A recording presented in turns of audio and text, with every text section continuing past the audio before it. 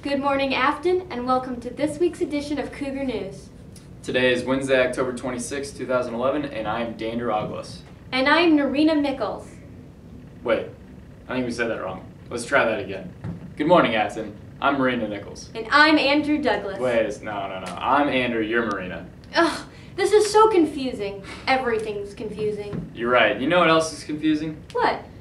The school assemblies. They used to dismiss seniors first and then freshmen like last, but now they got it all flip-flopped. Now the freshmen go first and the seniors go last. Oh yeah, I think I heard about that. Alex did a story on that. Hey Alex! Here at Affton High School, it has been a long-standing tradition that the seniors get called down to assemblies and pep rallies before the other classes. However, in recent years, this tradition has been reversed, and now freshmen get called down first and seniors get called last. I spoke to some upperclassmen to get their opinion on the situation. Alright, so what do you think about the order in which people get called down to assemblies being changed? What do you think about that? I think it's really annoying because I was a freshman and I got called last. That was okay. Sophomore, okay. Junior, okay. Now I'm a senior and I'm still last. What's the deal? It kind of annoys me, considering that, a freshman year I went last. That's to be expected. Sophomore year I went third to last, and this year I'm going third to last again. Next year I'm going to go last, so it's really kind of annoying. Though plenty of upperclassmen are upset over the issue, underclassmen and some upperclassmen believe that it shouldn't be something to worry about. I spoke with these people to get their perspective. So what do you think about the order in which people get called down to the auditorium being flip-flopped? What do you think about it? I don't really care about it because, it doesn't really matter what order you get called in the auditorium. I mean, seniors should get, the respect, freshmen, we're new, we need to learn some things, But I mean, it's fine. It really doesn't matter to me. I mean, you just go when you go. It doesn't seem like any superiority or anything. I don't know. I don't really mind it, and I don't think that the seniors should be mad about it because it's just being called down to the auditorium, and everybody's going to see it. While the standpoints taken by upperclassmen and underclassmen are obvious for their positions, I decided to get the viewpoint of an administrator to uncover the truth behind this occurrence. So, what do you think about the order of getting called down to the assemblies? What do you think about it? Well, to be honest with you, I'm not sure why we set it up as we have set it up recently, with freshmen coming down first and then sophomores, juniors, and seniors. It's something we can think about and maybe flip-flop and let the seniors come down first if they feel that they deserve that. The reason why we dismiss them with freshmen first is because they're in the back of the auditorium, so they can clear out of the way for the sophomores and so on. So that's the reason for dismissal, but you gave us something to think about with that question, and we'll look into that. And I can't foresee a problem with inviting seniors down first in the future. And that's the truth. For Cougar News, this has been Alex Tebow. I can't believe it. As freshmen, we went last, and now as seniors, we have to go last again. I really don't get it. Oh, hey, speaking of freshmen, didn't you do a story on them? I did. I'll be right back. Let me go check on that. Oh, freshman year. I remember those days. Being at the bottom of the totem pole, being pushed into lockers, getting a swirly in the bathroom by the cafeteria. Good times. Let's go to two freshmen to see how their experiences are so far of high school. Olivia Owens, what's it like having an older brother in high school? It's good because he looks out for me, but at the same time, him and all of his friends kind of make fun of me. What's the transition like between middle school and high school? It's a lot different because there's a lot more people, but I think it's more exciting in high school because there's a lot more stuff to do. What's it like being a freshman on the girls varsity volleyball team? That's really exciting because you get to play with a lot of upperclassmen and it's harder competition. Jonathan Fry, what's it like coming to Affton High School not knowing many people? It is definitely an adjustment, but I'm meeting new people and learning new things about new people. Kind of redundant. Are you excited to start at a new school? Yes, I am. It's a lot different than my old school, and there's a lot more people. For Cougar News, this has been Andrew Douglas. Are you alright? Yeah. I'm good. I just need a breather. Well, why don't we take a break so you can relax? We'll be right back after these important messages. Are you an artist? Maybe you're a poet. If you are, then you should definitely participate in Paw Prints. You can actively participate in Paw Prints by coming to an after-school meeting or by submitting your own work. After-school meetings begin in October. You can purchase your very own copy of Paw Prints in May, and the cost is $5. So all you artists and poets, don't be shy. Paw Prints, express your creative side. Join Paw Prints today.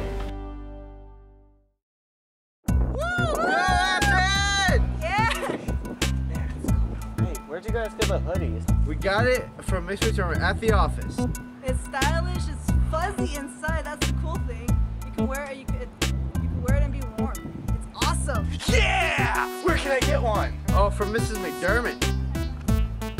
At the front of the Cougar. Now we're on Cougar Bride! Yeah!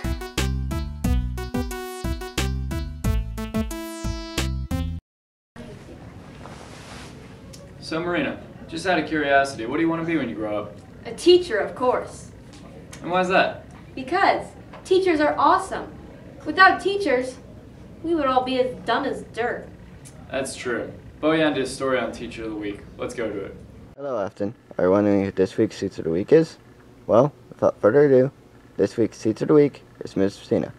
So I sat down with Ms. Pacina and talked to him.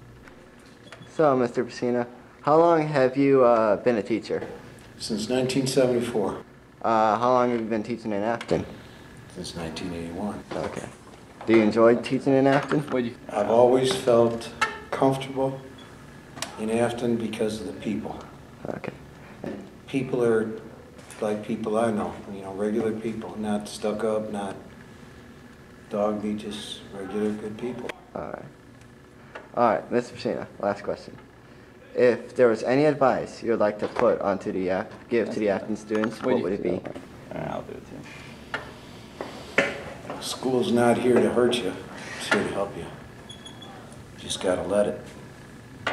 I'm Glenn Katanrich at Cougar News, signing off.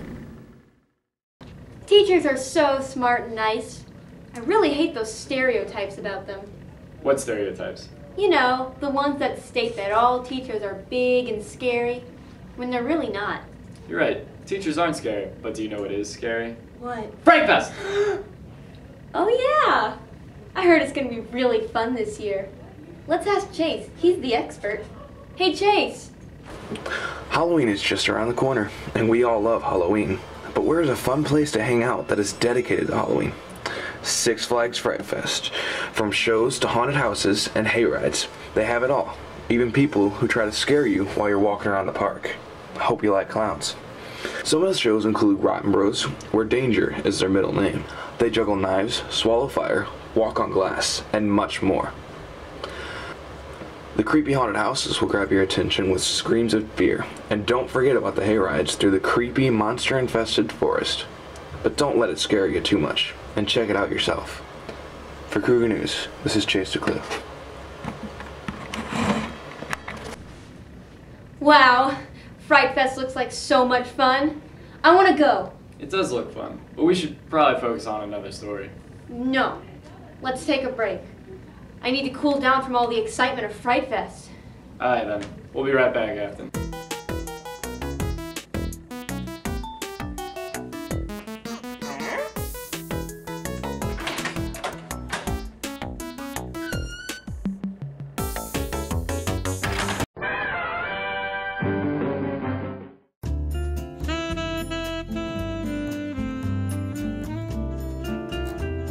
Chesty.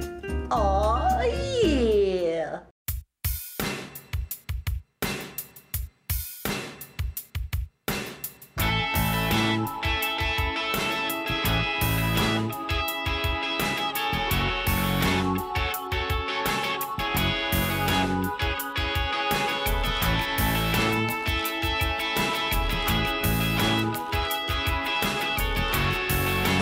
want you to join theater.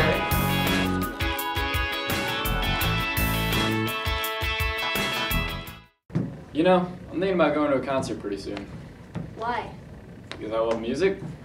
Why don't you just go to a school event and listen to the school band? They're really good.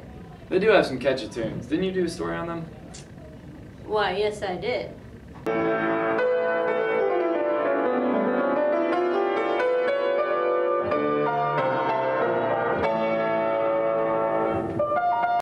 The school band. They play great music, and I would like to go behind the scenes and see how they do it. Let's meet Trista Sullivan. Trista plays the flute.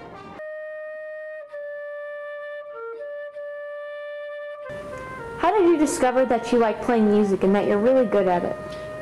When I was 6 years old, I asked my mom for my birthday if she would allow me to start taking piano lessons. And when I was in 4th grade, I asked my mom if I could take flute lessons. And then after flute, I just decided to pick up guitar, and along with guitar came bass. My goal is actually to learn every single instrument that I can by the time I die. So there you have it, Affton. A day in the life of a band member. For Cougar News, I am Marina Nichols. Wow, that was really inspiring. What were you just doing?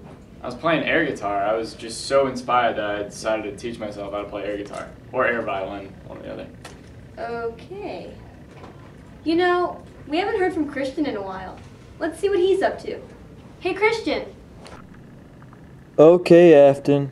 Halloween is just around the corner, so we all need one thing.